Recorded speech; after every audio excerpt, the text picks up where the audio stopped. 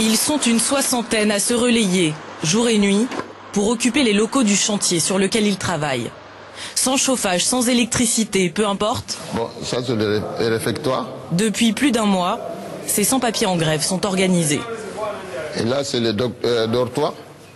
Ils resteront le temps qu'il faudra, jusqu'à ce que le gouvernement regarde leur réalité en face.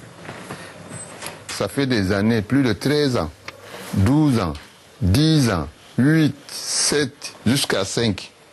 5 ans. Il n'y a pas un qui est en dessous de 5 ans. Tout le monde travaille, c'est ADEC. Je suis sans papier. Ah oui? Je suis sans papier, ADEC.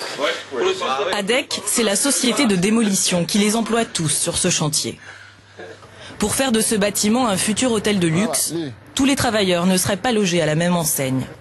Ces sans-papiers nous montrent, dans la remise, ces bouteilles. Si tu n'as pas de papier, tu travailles comme des esclaves. Déjà, la bouteille que vous en montrez, il pèse au moins 85 kilos. C'est lui qui a le papier. Si le chef dit, vas-y, prenez ces bouteilles-là, tu descends avec, ou prenez ces bouteilles-là, tu montes là-haut avec, tu sais que c'est trop lourd. Il refuse de faire. Mais ceux qui n'ont pas de papier, tu es obligé de prendre ces bouteilles-là. Les protections qu'il devait nous donner, il ne nous donne pas. Tu lui demandes, il dit que si tu ne veux pas, comment il dit dans l'ordre arabe, il dit partez. Mais il sait que tu n'as pas le moyen. Il profite de notre sans-papier pour nous violer tous les droits, c'est tout. Bon, je vous invite à arriver chez moi. Le plus dur pour ce monsieur, c'est qu'il n'a pas toujours été sans papier.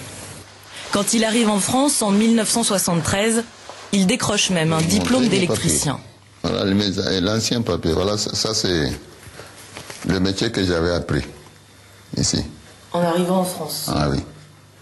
Mais un jour, il repart au Mali et à son retour en France, 6 mois plus tard, la préfecture lui refuse le renouvellement de sa carte de séjour. Depuis, il travaille pour nourrir sa famille, mais dans la peur de la police. Pourtant, il est employé en bonne et due forme par cette société d'intérim pour le compte d'ADEC. Et cela, grâce à un prête-nom.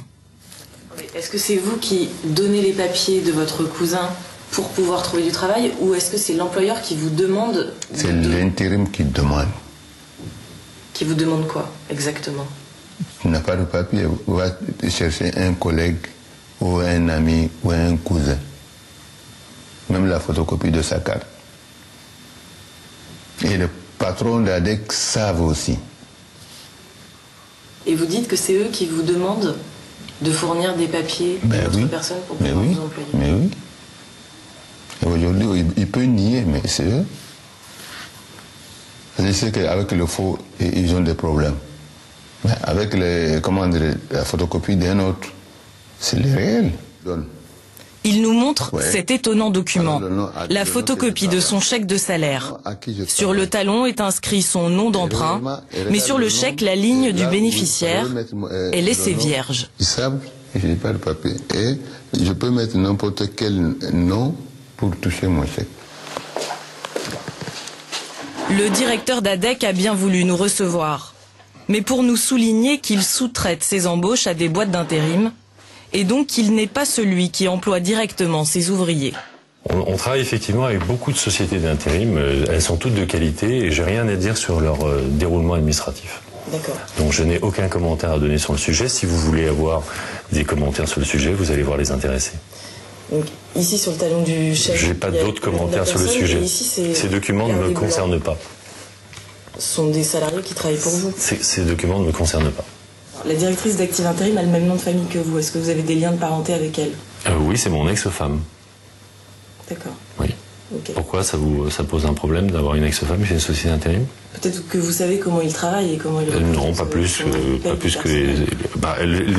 tout ce qui concerne l'activité d'Active Intérim, vous allez interroger Active Intérim sur le sujet. C'est des gens très très sérieux également, peut-être encore plus que les autres. Donc toutes les sociétés avec lesquelles on travaille sont parfaites. Si irréprochable que la directrice de cette boîte d'intérim n'a jamais répondu à nos sollicitations. Visiblement, dans le système d'emploi des sans-papiers, les sociétés d'intérim ont leur part de responsabilité.